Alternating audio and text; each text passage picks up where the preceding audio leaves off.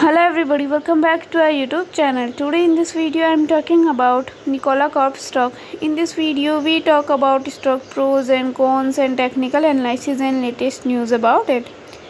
Stock is trading at 1.38 US dollar with 2.13% positive negative in a day.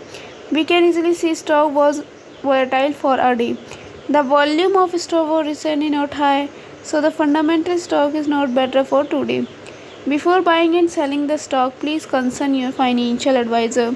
Today's video is done. Thanks for watching. Please subscribe my YouTube channel and like the video and also comment or related queries.